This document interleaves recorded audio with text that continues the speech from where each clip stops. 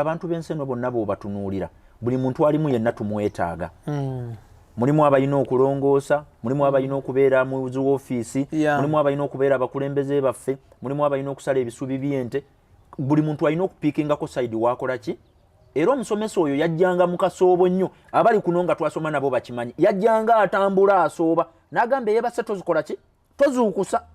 Muleke asigale ng'akoze eki nga yeebase naga kubanga mu bantu bano muno mwennyini mu kibiina kino ayinza okuba neighbor we yalina okusalira ebisubi by'ente ewuwo.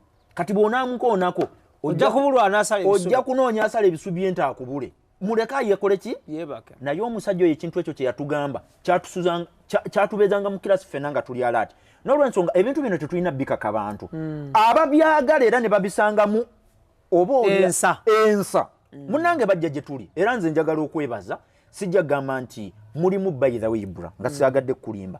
Mulimu abantu abali kuno nga ebigambo bino tebyabaleka kyekimu. Ng'era omuntu ajja n'agamba njagala essaawa ezi tutuule, njagala tuteme empenda mu ABCD. Tulabe gye kiggwera. Ne mubeeramu n'agamba mulimu n'abalaba kubanga ogenda n'olaba nga video erabibiddwa abantu 100 eya business mind.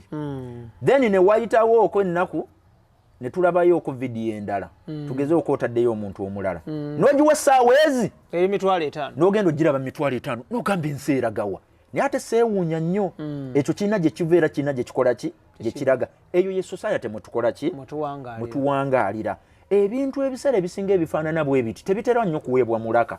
Era abatono abajja n'agamba mwana gwenkunoonyezza leero katwogeremu ntera okubagamba kino nga si kya bulijjo kijjobi.